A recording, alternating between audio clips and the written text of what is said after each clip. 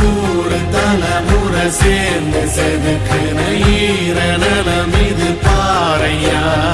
வாழும் வரையிலும் நீயும் விதைக்கிற கடமை இருக்கு கேளையா.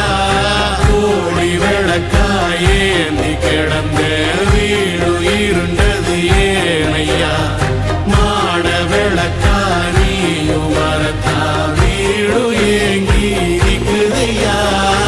எத்தனை சாமி வந்ததையா, இது எந்தெந்த சாமி தந்ததையா. எத்தனை பாட்ட சொன்னதையா, அத சுத்துற பூமி கண்டதையா.